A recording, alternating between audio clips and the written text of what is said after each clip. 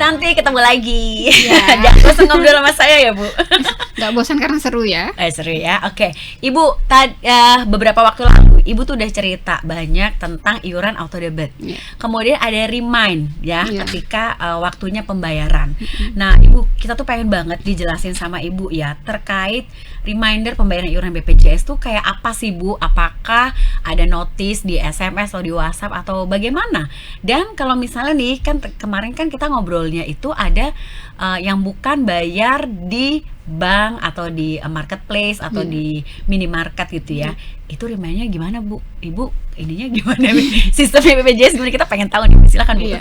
Jadi gini, di BPJS Kesehatan itu sebenarnya ketika kita menggunakan aplikasi mobile JKN, di situ sudah ada remindernya. Akan terlihat saat saya terlewat membayar bulan lalu, begitu saya buka bulan ini, bulan Mei, buka aplikasinya, ada kebaca iurannya berapa yang belum terbayar. Oh, notifnya. Ada Bu, notif ya? seperti itu. Dan selain notif seperti itu, di kami ada proses telecollecting namanya. Telecollecting itu kami mengingatkan peserta yang terlupa. Rata-rata itu peserta kami itu terlupa untuk membayar iurannya. Udah pindah bulan nggak ngeh. Bulannya udah pindah, iurannya belum kebayar. Jadi kami lakukan telecollecting. Ditelepon ke nomor pesertanya. Ada juga yang kami kirimkan by system WA dan SMS. Ada yang kami ingatkan melalui email. Tapi syaratnya adalah ketika teman-teman peserta kami ini mengganti nomor telepon, itu agak sulit. tolong ya, Bu, lapor ya? ke BPJS baik. Kesehatan. Karena kalau nggak lapor, kami BPJS Kesehatan akan mengingatkan di nomor yang lama. Karena nggak terlapor tadi. Betul. Ya. Nah, untuk lapor ini, Bu, nomor penggantian nomor, apakah bisa lewat aplikasi atau gimana caranya? Nomor handphone bisa dilakukan penggantian lewat aplikasi. Yang JKN itu ya, Bu? Iya, ya? mobile JKN, dan bisa juga WhatsApp ke BPJS Kesehatan dengan nomor yang lama tadi gitu ya? Dengan nomor yang baru nggak masalah. WhatsApp aja terbaca ya, Bu, ya? karena ada WhatsApp-nya BPJS Kesehatan yang official. Tapi mencantumkan apa, Bu? Tinggal nomor menyampaikan peserta aja. nomor peserta aja, nanti bilang nomor handphone saya berubah menjadi ini. Jadi gitu. kayak report aja gitu. Betul, ya, Bu, bahwa nomor hanya. handphone saya sekian, jadi nanti segala informasinya dialihkan ke situ dialihkan gitu ke ya, Bu? nomor yang baru. Oke, baik Ibu. Tadi kan Ibu sudah bicara panjang lebar tentang reminder ini ya, Bu. Penting banget gak sih, Bu, untuk remindernya? Karena maaf nih, Bu, ada yang merasa, aduh ganggu, gengges gitu. Aduh gengges banget sini, gitu-gitu gimana, Bu? Iya. Bener sih, ada yang ngerasa Ya seperti kan? itu. Tapi dari 10 cuman 1 yang ngerasa terganggu. Oke, Karena baik. yang 9-nya itu selalu bilangnya, oh iya terima kasih udah diingatin. Karena efeknya adalah ini ya, ketika teman-teman peserta itu terlewat untuk membayar iuran, sebenarnya tidak ada satupun orang yang berharap sakit ya. Iya. Tidak ada satupun orang yang berharap sakit. Dan ketika mereka terlupakan, kelupa bayar iuran, lalu kami lakukan telecollecting, kita telepon pesertanya atau kita WA atau kita SMS dan email, mereka akhirnya ingat, oh ternyata saya belum bayar iuran, dan mereka membayar, terselamatkan nih dari posisi kartu yang tidak aktif, gitu ya, Bu, tidak ya? menunggak jadinya. Jadi kalau dia pakai ke rumah sakit sudah aman. Aman dalam artian dia asal ya rawat inap ya. Kalau rawat inap pasti akan kena denda kalau kemarin lupa bayarnya, dan itu dendanya gede. Ada biaya maksimal di 20 juta. Serius, Bu? Serius. Itu hitungannya gimana tuh, Jadi, dendanya itu? Gini, contohnya ya, misalnya ada ibu hamil, melahirkan, Iya. sesar Iya. di rumah sakit, misalnya BPJS Kesehatan harus membayar atas persalinan ini di 10 juta misalnya. Tarifnya 10 juta, maka 10 juta dikali 5%, Baik. dikali berapa bulan ibunya menunggak. Kalau ibunya nunggaknya misalnya 9 bulan Oh, misalnya. 9 bulan selama hamil itu dia lupa untuk maka dikali 9 rupiahnya, itulah yang akan dibayarkan. Akan terlihat sangat besar iurannya, dan terutama untuk teman-teman peserta kami yang misalnya tiba-tiba harus operasi bypass. Iya tuh, Bu. Itu kan bayarnya gede banget ya. Tarifnya saja sudah besar sekali. Apakah akhirnya nanti dia membayar harus 5% dan misalnya dia lupa dari bayarnya 2 bulan gitu ya. tarif tarif iuran yang harus dibayarkan sesuai regulasi itu misalnya di 100 juta gitu misalnya. 100 juta dikali 5% dikali 2 bulan. Ya, itu gede banget. Oh, terus jangan, nggak akan dibayarkan sebesar itu karena tadi ada batas maksimal di 20 juta. Itu yang merit siapa, Bu?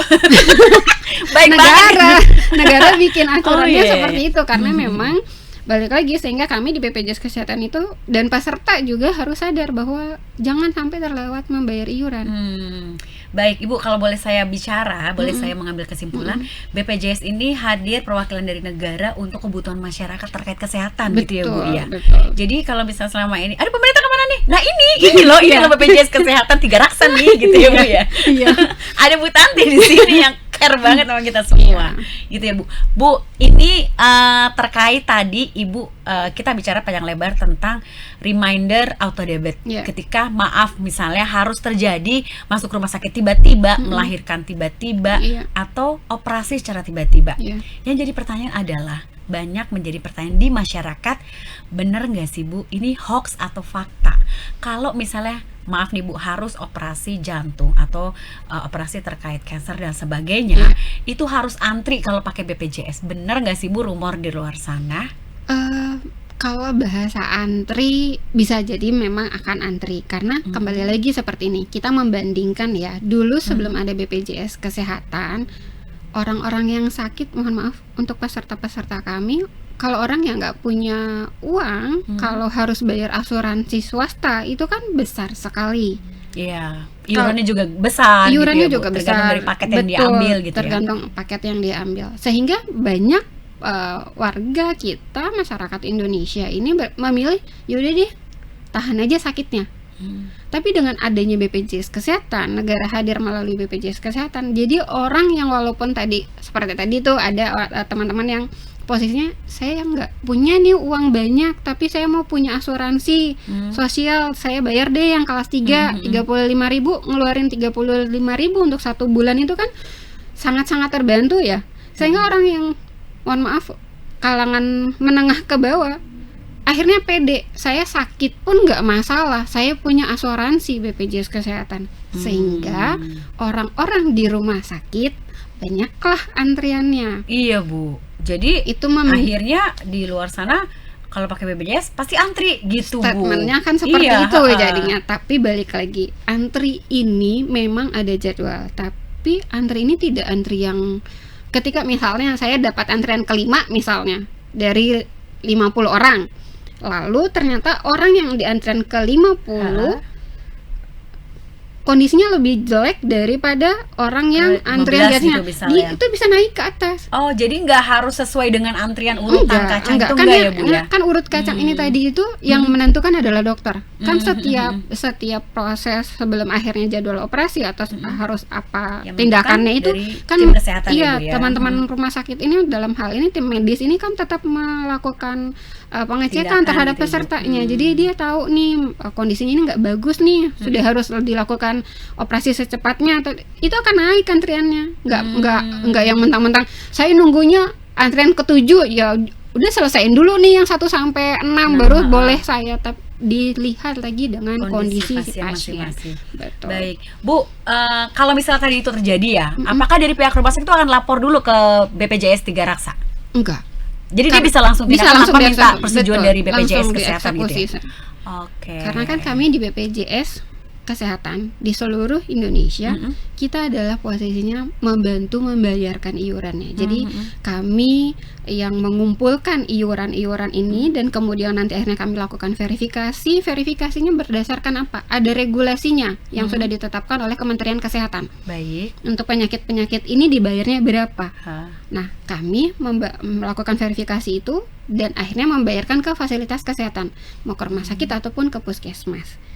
Jadi alurnya seperti itu. Jadi dia tidak melihat harus lapor ke BPJS Kesehatan, kan dokter yang nanganin. Iya, jadi dokter yang menentukan. Selama dia indikasi medis pasti akan dijamin. Pokoknya yang penting kartu BPJS harus aktif gitu ya, Bu. Ya. Tadi makanya penting banget auto debit tadi untuk remind gitu ya, Bu ya. Dan kalau bisa ya jangan nunggak ya, Bu ya. Gitu loh. Karena itu kan sebenarnya udah dia terjangkau lah sama masyarakat dan itu Bu ada pilihan-pilihannya ternyata gitu ya, Bu ya. Dan tadi Mbak, denda tadi itu ini kita ambil analogi ya. Hari ini tanggal 8. Saya kemarin April lupa bayar. Baru bayar sekarang di tanggal 5. Jadi saya bayar hari ini itu adalah iuran bulan April dan bulan Mei. Sudah otomatis untuk 2 bulan.